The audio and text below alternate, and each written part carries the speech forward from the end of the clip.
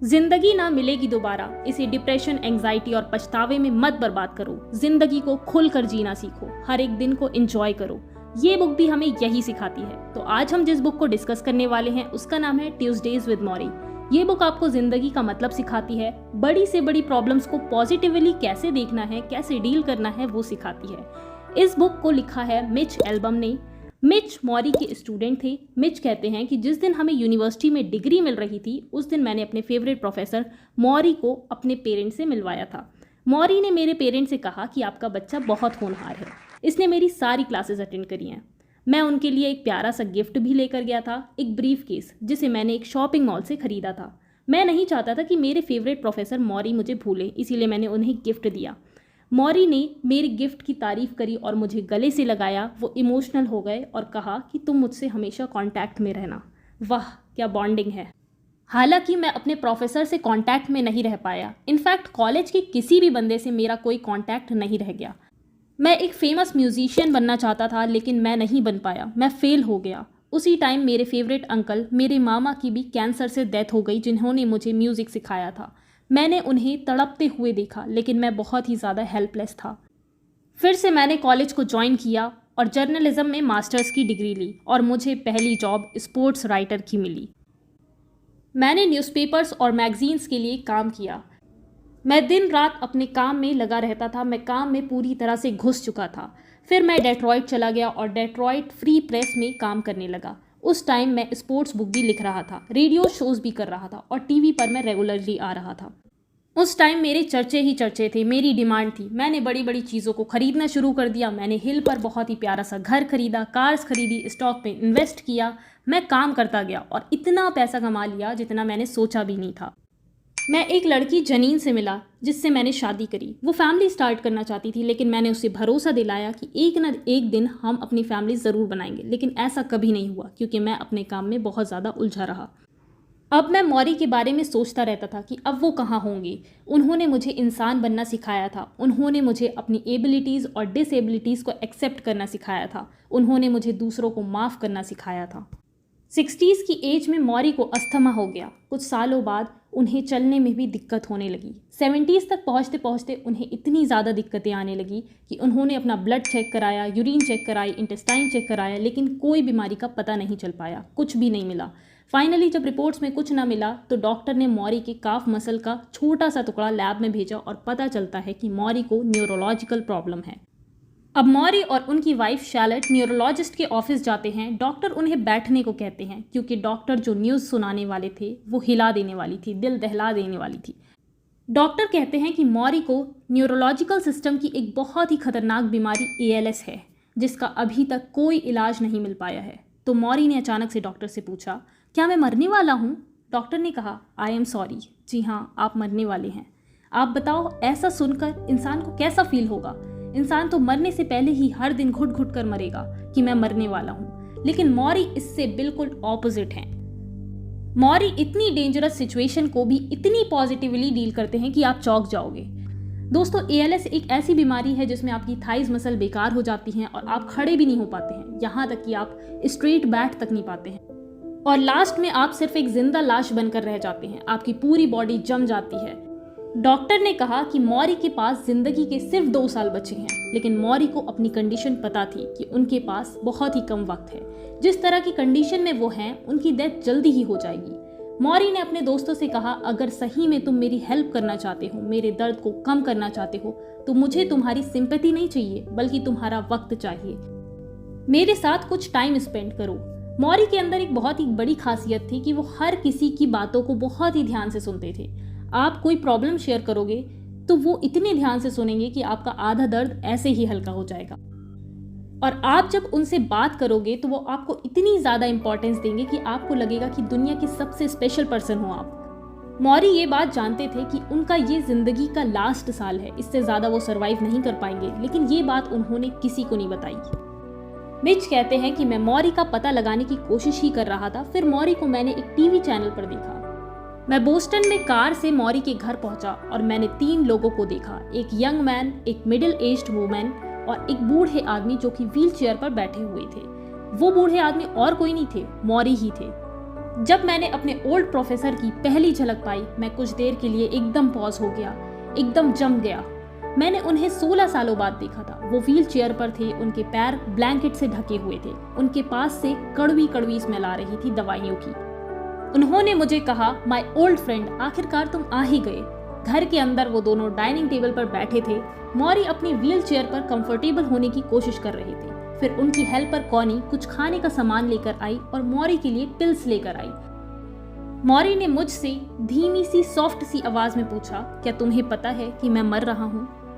मैंने कहा, हाँ मैं जानता हूँ, अब मेरी आपके साथ लास्ट क्लासेस स्टार्ट हो चुकी हैं। मैंने मौरी को कोच कहकर बुलाया। मौरी हंसे और उन्होंने कहा, हाँ मैं अब भी तुम्हारा कोच हूँ। 2 घंटे तक हमने बातचीत करी। फिर फोन बजा, जिसे कॉनी मौरी के पास लेकर आई। कोई उन्हें अपनी मैगजीन में फोटोग्राफ करना चाहता था। मौरी मुझसे कहते हैं, मिच मैं अब मरने वाला हूँ, इसीलिए लोगों को मुझ में ज्यादा इंटरेस्ट आ रहा है। फिर मौरी ने मुझसे कहा, इस बूढ़े प्रोफेसर को फिर से मिलने आना, और मैंने कहा कि मैं पक्का आऊंगा। मैं डेट्रॉइट पहुंच गया और घर जाने के बाद मैं सो गया। लेकिन एक न्यूज़ सुनकर मैं उठ गया।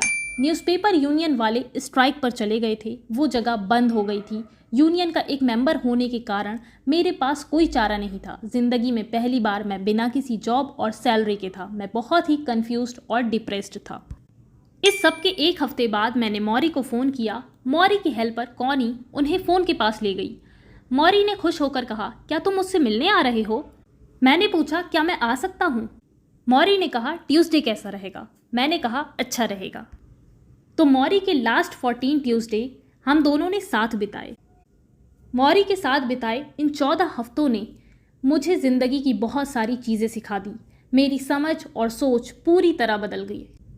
द फर्स्ट ट्यूसडे उन्होंने दुनिया के बारे में बात करी। कॉनी ने दरवाज़ा खोला और मिच अंदर आ गए।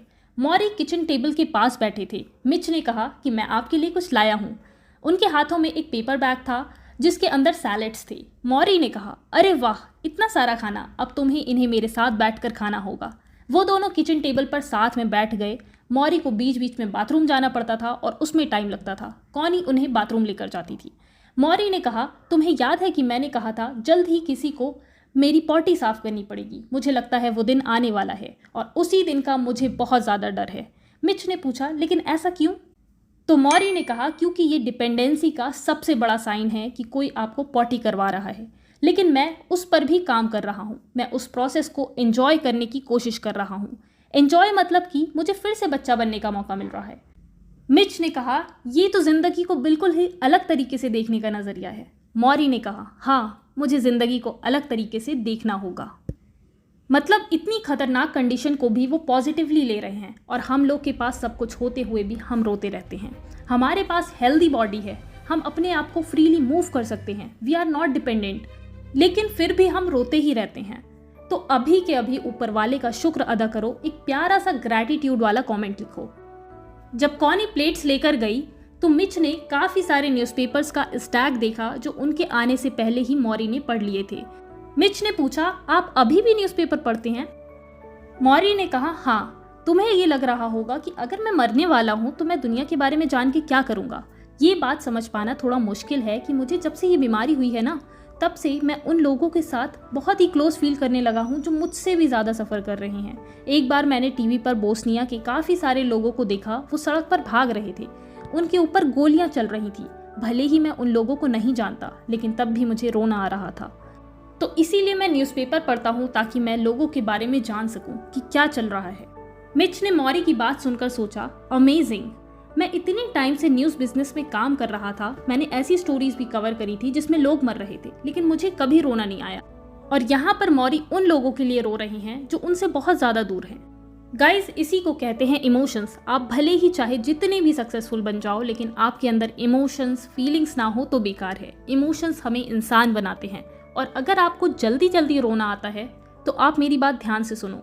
आप कमज़ोर नहीं हो, बल्कि सच्चे मायने में आप एक इंसान हो, एक इमोशनल इंसान जो दूसरे के दर्द को समझता है। अपने आप को शाबाशी दो। और अगर आप सिर्फ पैसे के पीछे भाग रहे हो, लोगों को यूज़ कर रहे हो, हद से ज़्यादा प्रैक्टिकल हो रहे हो, तो definitely you are on a wrong track. Mitch ने सोचा, डेथ सब कुछ बराबर कर देती है, कोई भेदभाव नहीं रह जाता, कोई छोटा बड़ा नहीं रह जाता। फिर मौरी ने कहा, तुम अगले ट्यूसडे आओगे ना मिच? मिच ने कहा हाँ। द सेकेंड ट्यूसडे वो अपने लिए सॉरी फील करने की बात करते हैं। मिच अगले हफ्ते आए। डेट्रॉइट में न्यूज़पेपर स्ट्राइक अभी भी चल रही थी। अब मॉरी अपना ज़्यादा टाइम स्टडी रूम में बिता रहे थे। उन्होंने अपने पास एक बेल रखी हुई थी और जब उन्हें बाथरूम जाना होता था तो वो इस बेल को बजा देते थे। मिच ने मॉरी से पूछा क्या वो अपने लिए सॉरी फील करते हैं। मॉरी ने जवाब दिया कि कभी कभी सुबह के टाइम में, उस समय मैं रोता हूँ, मैं अपनी बॉडी को फील करता हूँ, मैं अपनी उंगलियाँ और हाथ या जो कुछ भी मैं मूव कर सकता हूँ उन्हें मूव करता हूँ और मैंने जो कुछ भी खोया उसे सोचकर मैं रोता हूँ। खुद को हल्का करने के बाद मैं चुप हो जाता हूँ।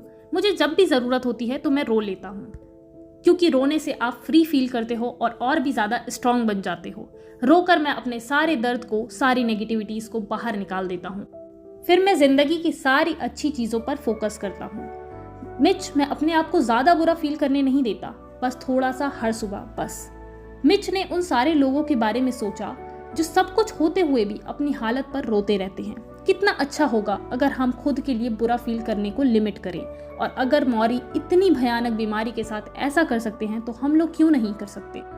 मॉरी ने यह भी कहा कि मुझे अपनी बॉडी को ढलते हुए देखना बड़ा ही हॉरिबल सा लगता है, लेकिन अच्छा भी लगता है कि एटलीस्ट मुझे गुड बाय बोलने का तो टाइम मिला।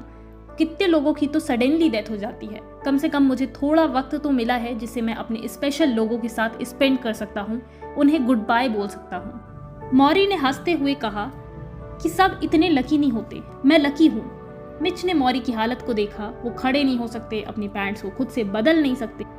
फिर मिच ने सोचा लकी, क्या मॉरी ने सच में लकी कहा? द थर्ड ट्यूसडे वो पछतावे की बात करते हैं। अगले ट्यूसडे मिच फिर से खाने के बैग को लेकर पहुंच गए जिनके अंदर कॉर्न पोटैटो, पास्ता और सैलेड था। मिच एक और चीज भी लेकर आए थे और वो था सोनी टेप रिकॉर्डर। मिच ने मॉरी से कहा कि मैं याद रखना चाहता हूँ कि हम लोग क्या बात करते हैं। मॉरी ने पूछा तो क्या माइक्रोफोन ऑन है? मिच ने कहा हाँ। मिच ने मॉरी को देखा और सोचा कि जब मॉरी को पता चला कि वो मरने वाले हैं तो उन्हें अपनी लाइफ से क्या रिग्रेट्स हुए होंगे। क्या उन्हें ये लगा होगा कि वो लाइफ में कुछ अलग चीज कर सकते थे? जब उन्होंने मॉरी को ये बात बताई तो मॉरी ने सर हिलाया और कहा इस चीज के बारे में सभी चिंता करते हैं। हम जिंदगी भर इतना ज्यादा उन चीजों में फंसे रहते हैं जो चीजें हमारे ईगो को सेटिस्फाई करती हैं, जैसे करियर, नई कार, ज्यादा पैसा, बड़ा घर। हम सिर्फ आगे बढ़ने के लिए करोड़ों काम कर रहे होते हैं और हम पीछे मुड़कर अपनी जिंदगी को नहीं देखते और ये सवाल नहीं पूछते कि क्या मुझे यही चाहिए था, क्या मेरा यही एम था। लेकिन ये सब हम खुद से नहीं सोच सकते, कोई हमें डायरेक्शन दिखाने के लिए होना चाहिए। मिच समझ गए कि मॉरी क्या कहना चाह रहे हैं। उनके कहने का मतलब ये है कि हम सभी को अपनी जिंदगी में एक टीचर की जरूरत होती है। सही बात है, टीचर बहुत ही ज्यादा इंपॉर्टेंट है और टीचर की रेस्पेक्ट करना उससे भी ज्यादा इंपॉर्टेंट है। आपका फेवरेट टीचर कौन है? फटाफट से अभी कमेंट में बताओ।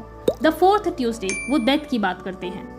मॉरी ने कहा कि सभी को ये बात पता है कि सबको एक ना एक दिन मरना है, लेकिन कोई भी इस बात पर बिलीव नहीं करता। अगर हम बिलीव करते भी हैं तो हम चीजों को अलग तरीके से देखते हैं। हम अपने आप को डेथ के बारे में झूठ बोलते हैं। हाँ, लेकिन एक अच्छा तरीका भी है ये याद रखने का कि हम मरने वाले हैं। ये याद रखने से हम और भी ज्यादा अपनी लाइफ में इन्वॉल्व हो जाएंगे। लेकिन हम मरने के लिए तैयार कैसे हो सकते हैं? वो करें जो बुद्धिस्ट करते हैं। हर दिन अपने कंधे पर एक छोटी सी बर्ड रखें और उससे पूछें क्या मैं तैयार हूँ? क्या मैं वो कर रहा हूँ जो मुझे करना चाहिए? क्या मैं वो इंसान बन रहा हूँ जो मैं बनना चाहता था? मिच ने मॉरी से पूछा कि मरने के बारे में सोचना इतना मुश्किल क्यों होता है? मॉरी ने कहा क्योंकि हम इस तरीके से चलते हैं जैसे हम नींद में चल रहे हों। हम दुनिया को पूरी तरीके से एक्सपीरियंस नहीं करते क्योंकि हम आधे सोए हुए होते हैं और वो चीजें करते हैं जो हमें ऑटोमेटिकली करनी होती है। हम रियलिटी से दूर भागते हैं और डेथ के बारे में नहीं सोचते। मिच ने कहा कि डेथ को फेस करना सब कुछ बदल देता है। मॉरी ने कहा हाँ, तब आप सारी चीज़ों से दूर हो जाते हैं और बेसिक चीज़ों पर फोकस करते हैं। जब आप ये महसूस कर लेते हैं कि आप मरने वाले हैं तब आप चीज़ों को अलग तरीके से देखने लगते हैं। सच्चाई ये है कि जब आप मरना सीख जाते हैं तो आपको जीना भी आ जाता है। मतलब ये है कि अगर आपको अपनी मौत याद है तो आपको पता रहता है कि आपको जिंदगी कैसे बितानी है। लोगों को प्यार देना है, लोगों से प्यार लेना है, पॉजिटिविटी के साथ खुलकर जीना है। द फिफ्थ ट्यूसडे वो फैमिली के बारे में बात करते हैं। मॉरी ने कहा वेल माय फ्रेंड, आज हम किस बारे में बात करने वाले हैं? मिच ने कहा फैमिली। मॉरी ने अपनी बुक शेल्फ पर रखी फोटोज देखी जिनमें मॉरी एक बच्चे थे और अपनी दादी के साथ थे और एक में मौरी अपनी वाइफ के साथ थे। मौरी ने कहा कि जब हम इस वक्त फैमिली के बारे में बात कर रहे हैं तो फैमिली और भी ज्यादा इंपॉर्टेंट हो जाती है, और भी ज्यादा जरूरी हो जाती है। फैमिली के अलावा ऐसी कोई भी फाउंडेशन नहीं है, कोई भी सिक्योर चीज नहीं है जिस पर हम भरोसा कर सकते हैं। अगर आपके पास वो प्यार और सपोर्ट नहीं है जो एक फैमिली से मिलता है तो आपके पास ज्यादा कुछ नहीं है। प्यार बहुत ज्यादा जरूरी है। प्यार के बिना हम बिना पंख वाले पंछी के जैसे बन जाएंगे। सोचो, अगर मेरा डिवोर्स हो चुका होता, या मैं अकेला रह रहा होता, या मेरे बच्चे नहीं होते, तब ये बीमारी और भी ज्यादा मुश्किल हो जाती। हाँ, दोस्त और जानने वाले मुझे जरूर देखने आते, लेकिन तब भी कोई ऐसा नहीं होता जो मेरे साथ पूरे टाइम रुका रहता और मुझे छोड़कर नहीं जाता। कोई पैसा, कोई फेम वो कंफर्ट नहीं दे सकता जो फैमिली देती है। द सिक्स्थ ट्यूसडे वो फीलिंग्स के बारे में बात करते हैं। मिच ने बेल बजाई और आज गेट मौरी की वाइफ शैलेट ने खोला। शैलेट ने कहा कि मौरी की तबीयत आज ज्यादा ही खराब है, वो आज ज्यादा मुश्किल में है, ज्यादा सफर कर रहे हैं। मिच ने कहा आई एम सॉरी।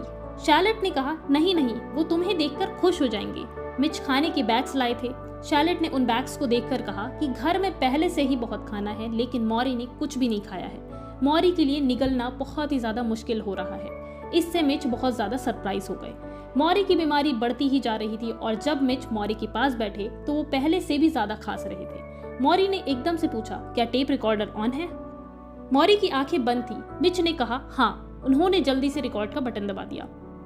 मौरी ने कहा कि मैं अपने इस दर्द से, इस एक्सपीरियंस से खुद को अलग कर रहा हूँ, डिटैच कर रहा हूँ, इससे खुद को डिस्कनेक्ट करने की कोशिश कर रहा हूँ। और ये सिर्फ मेरे जैसे के लिए नहीं, बल्कि सभी के लिए जरूरी है। डिटैच होना सीखो। उन्होंने अपनी आंखें खोली और कहा कि तुम्हें पता है कि बुद्धिस्ट क्या कहते हैं? किसी भी चीज के साथ अटैच मत होना, क्योंकि कोई भी चीज परमानेंट नहीं है। मिच ने कहा लेकिन आप तो हमेशा लाइफ को एक्सपीरियंस करने को कहते हैं, सारे अच्छे इमोशंस को और सारे बुरे इमोशंस को भी, लेकिन अगर हम डिटैच हो गए तो हम ये सब कैसे कर पाएंगे? मौरी ने कहा मिच, डिटैचमेंट का मतलब ये नहीं है कि तुम इमोशंस को रोक के रखो, बल्कि डिटैचमेंट का मतलब है कि पूरी तरीके से इमोशंस को बहने देना, तभी आप उनसे डिटैच हो पाओगे। कोई भी इमोशन लो, जैसे कि प्यार, अगर आप इमोशन को होल्ड कर कर रखोगे, रोक के रखोगे, उसमें अपने आप को बहने नहीं दोगे, तब तक आप उससे कभी भी डिटैच नहीं हो पाओगे। लेकिन अगर आप इन इमोशंस को पूरी तरह से एक्सपीरियंस करते हो, तब आप ये कह पाओगे कि मुझे पता है कि प्यार क्या होता है। तभी आप कह पाओगे कि मैंने इस इमोशंस को एक्सपीरियंस किया है, अब मुझे इससे कुछ वक्त के लिए डिटैच होना है। द सेवेंथ ट्यूसडे वो उम्र बढ़ने के डर के बारे में बात करते हैं। मौरी एजिंग को बिल्कुल दूसरे पर्सपेक्टिव से देखते थे। मिच ने उनसे पूछा, क्या आपको कभी बूढ़े होने से डर लगता था? मौरी ने मिच से कहा कि मैं एजिंग को बढ़ावा देता हूँ। बढ़ावा देता हूँ मतलब कि जैसे जैसे हम बड़े होते जाते हैं वैसे वैसे हम नया सीखते हैं, नया नया एक्सपीरियंस मिलता है। एजिंग का मतलब सिर्फ बॉडी का ढलना नहीं होता, बल्कि ये मरने से भी ज्यादा खतरनाक है। ये इसका नेगेटिव पॉइंट है, लेकिन इसका पॉजिटिव ये है कि आप समझ गए कि आप मरने वाले हैं और आप उसकी वजह से एक बेटर लाइफ जी रहे हैं। मिच ने कहा कि अगर एजिंग इतनी वैल्यूएबल होती है तो लोग ये क्यों कहते हैं कि काश मैं फिर से जवान हो जाऊं?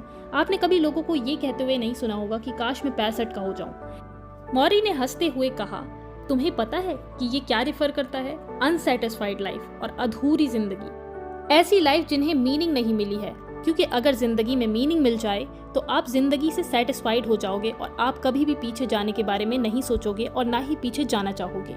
द 8th ट्यूसडे वो पैसे के बारे में बात करते हैं। मौरी ने कहा, हमारे देश में लोगों की ब्रेन वॉशिंग की जाती है।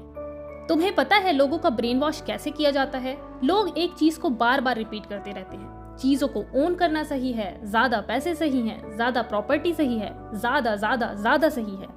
इसे हम रिपीट करते रहते हैं और तब तक रिपीट करते हैं जब तक हमें कोई कुछ और सोचने को नहीं कहता।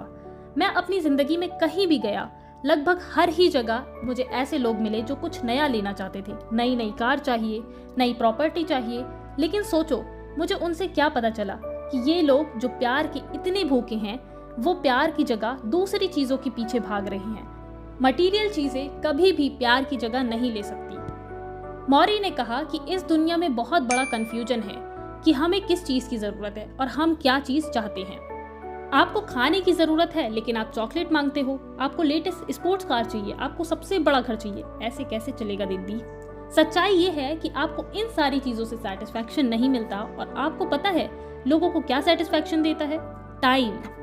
आप लोगों को टाइम दोगे, लोगों के साथ वक्त बिताओगे तो आपको भी सेटिस्फैक्शन मिलेगा और लोगों को भी। दूसरों को प्यार दो, दूसरों का भला करो, तब आपको सबसे ज़्यादा सेटिस्फैक्शन मिलेगा, अपनी लाइफ की मीनिंग मिलेगी। हॉस्पिटल में बहुत सारे लोग अकेले हैं जिन्हें बस थोड़ी सी दोस्ती की ज़रूरत है। आप एक अकेले बूढ़े इंसान के साथ लूडो खेल सकते हैं और आपके मन में ऐसा करने से खुद के लिए एक अलग ही रिस्पेक्ट बनेगी। द 9th ट्यूसडे वो बात करते हैं कि प्यार कैसे चलता है। हर नई विजिट के साथ ऐसा लगता था कि मौरी अपनी चेयर पर कंफर्टेबल नहीं है, लेकिन तब भी वो अपने बेड से उठते और व्हील चेयर से अपने स्टडी रूम में जाकर अपने आप को पेपर्स और बुक्स में बिजी कर देते। मौरी ने कहा कि मुझसे कल किसी ने बहुत ही इंटरेस्टिंग सवाल पूछा था कि क्या मुझे इस चीज़ से डर लगता है कि मेरे मरने के बाद क्या लोग मुझे भूल जाएंगे। मिच ने पूछा कि आपको लगता है। मौरी ने कहा मुझे नहीं लगता, मैं काफ़ी सारे लोगों के साथ क्लोजली इन्वॉल्व रहा हूँ और प्यार ही एक ऐसी चीज़ होती है जिससे आप मरने के बाद भी जिंदा रहते हैं। मौरी ने मिच से पूछा, जो भी हम ये बात कर रहे हैं क्या तुम्हें ये घर में या कार में सुनाई देती है। मिच ने कहा हाँ। तो मौरी ने कहा फिर जब मैं चला जाऊंगा तो तुम मुझे नहीं भूलोगे, मेरी आवाज़ के बारे में सोचोगे और मैं तुम्हारे पास आ जाऊंगा। फिर मौरी ने कहा कि मैंने डिसाइड कर लिया है कि मुझे अपने टॉम्ब स्टोन पर क्या लिखवाना है। मैं ये लिखवाऊंगा, a teacher to the last. The 10th Tuesday वो शादी के बारे में बात करते हैं। इस बार मिच अपनी वाइफ को भी साथ में लेकर आए थे। मौरी कहते हैं शादियां ऑलमोस्ट सभी के लिए दिक्कत की बात रही है। कुछ लोगों को इसमें जाने में प्रॉब्लम होती है और कुछ लोगों को इससे बाहर निकलने में। मिच ने कहा कि मुझे शादियां अटेंड करने की आदत हो गई है और फिर कपल को बधाई देने की, और उसके बाद मैं ज़्यादा सरप्राइज नहीं होता जब मैं उस हस्बैंड को काफ़ी सालों बाद अपने से बहुत ही छोटी उम्र की फीमेल के साथ देखता हूँ जिसे वो दोस्त कहकर इंट्रोड्यूस करवाते हैं और कहते हैं कि मैं अपनी वाइफ से अलग हो गया हूँ।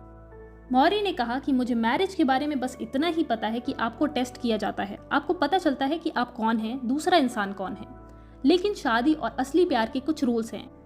अगर आप दूसरे पार्टनर को रेस्पेक्ट नहीं करते तब आपको दिक्कत होगी। अगर आपको नहीं पता कि कॉम्प्रोमाइज कैसे करते हैं तो आपको दिक्कत होगी। और अगर आप दोनों की सेम थिंकिंग और कॉमन वैल्यूज नहीं है तब भी आपको दिक्कत होगी। तो शादी में आपको सेक्रीफाइसेस करने होते हैं। द 11th ट्यूसडे वो कल्चर के बारे में बात करते हैं। मौरी ने कहा लोग तभी काम करते हैं जब उन्हें डराया जाता है, यही हमारा कल्चर भी करता है। यहाँ तक कि जिन लोगों की हमारी इकोनॉमी में जॉब है उन्हें भी डराया जाता है कि कहीं वो जॉब ना खो दे, वो पैसे को भगवान मानने लगते हैं। यही हमारा कल्चर का पार्ट है। आपको अपना एक सब कल्चर बनाना चाहिए। सब कल्चर को बनाने का मतलब है कि आप सारे रूल्स को डिसएग्री नहीं करते, मतलब जो सोसाइटी के बेसिक रूल्स हैं आप उनको फॉलो करते हैं, लेकिन जो बड़ी बड़ी चीज़ें हैं जैसे हम कैसे सोचते हैं, कैसी वैल्यू रखते हैं, ये सारी चीज़ें हमें खुद चूज़ करनी चाहिए। ये चूज़ करने का राइट आप किसी और को या किसी सोसाइटी को ना दो।